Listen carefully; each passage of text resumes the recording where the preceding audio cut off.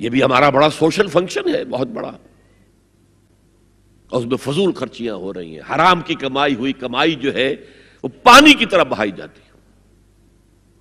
ابھی مجھے ایک صاحب نے بتایا کہ ممبئی میں 2 شادیاں ہوئی ہیں مسلمانوں میں، ایک میں 1.5 کروڑ روپیہ خرچ ہوا، ایک میں 80 لاکھ خرچ ہوا۔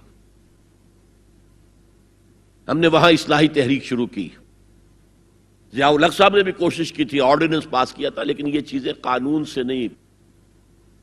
آپ کہیں کہ کسی دعوت میں 50 سے زیادہ مہمان نہیں آئیں گے، وہ 100 آ گئے تو زیادہ سے زیادہ یہ ہوگا پولیس والوں کو رشوت کا کھاتا کھل گیا، جو یہ پیسے لے جائیے صاحب۔ کبھی کبھی وہ پکی پکائی دیگیں لے جا کے اپنے تھانے میں بیٹھ کے کھاتے تھے، لیکن قانون سے نہیں بدلتا مزاج۔ ہم نے کیا طے کیا؟ دیکھو یہ ہے چٹان کی بنیاد۔ آپ کو بڑی اونچی بلڈنگ بنانی ہو تو دیکھنا پڑتا ہے چٹان نیچے بنیاد زمین کیسی ہے۔ تو بنیاد کیا ہے؟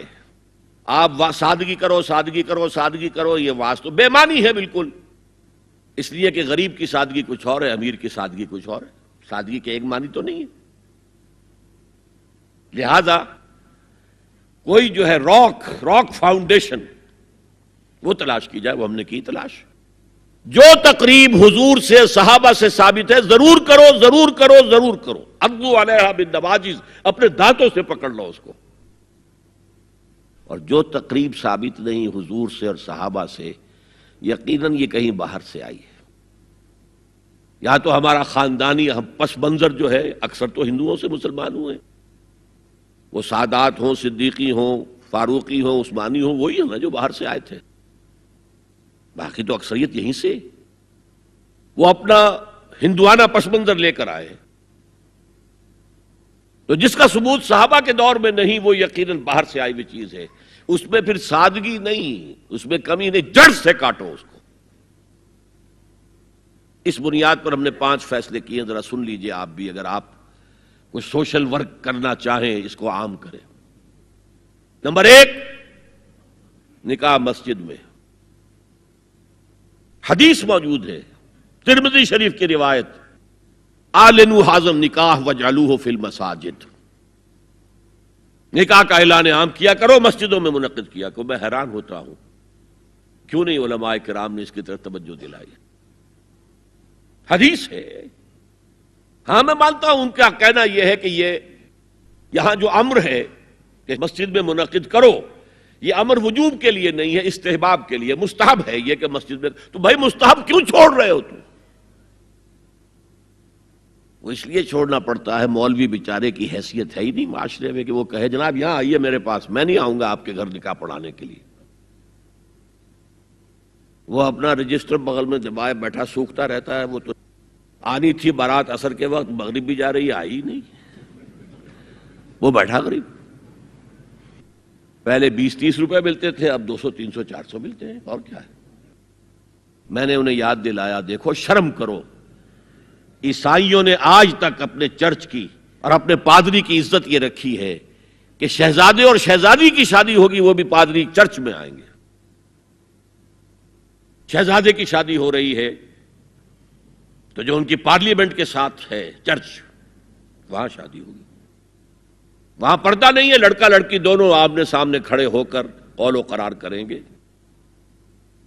ہمارے ہاں پردہ ہے تو اس لیے لڑکی کے گھر بھی جائیں گے تو لڑکی تو محفل میں نہیں آئے گی، لڑکی کا ایک وکیل ہوگا، وہ وکیل اجازت لے کر آئے گا، 2 اس کے گواہ ہوں گے، اس کے سامنے اجازت لی گئی، پھر وہ نکاح خواہ کو اجازت دیں گے، وہ نکاح پڑھا دیں گے۔ پہلی بات یہ ہو گئی کہ نکاح مسجد میں۔ نمبر 2، نکاح کے موقع پر کوئی دعوت طعام نہیں، کوئی ثابت نہیں۔ دعوت طعام صرف ایک ہے، وہ ولیمہ ہے، اور اس قدر معقول بات ہے،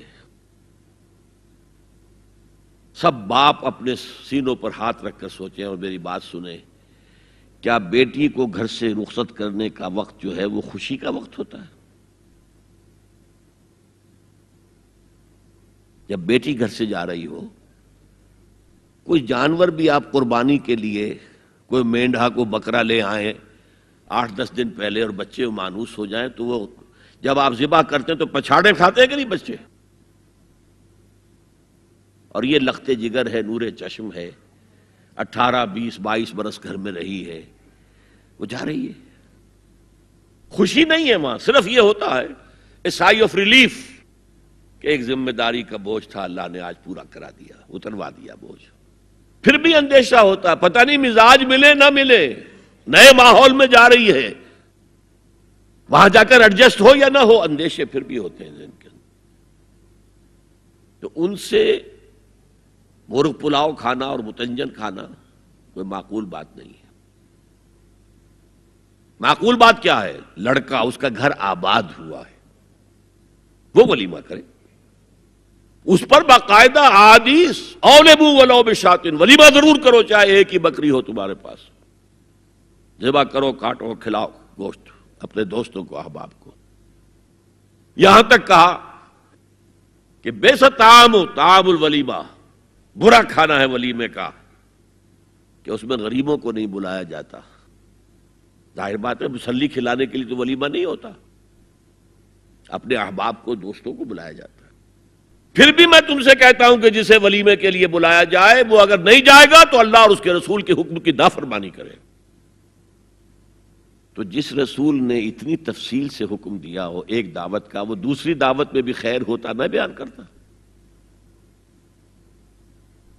جب نکاح مسجد میں اور کوئی دعوت طعام نہیں تو بارات کا تصور خلاص. بارات کس بلا کا نام ہے؟ قرآن میں تو کوئی ذکر ہی نہیں، عربی میں یہ لفظ ہی نہیں.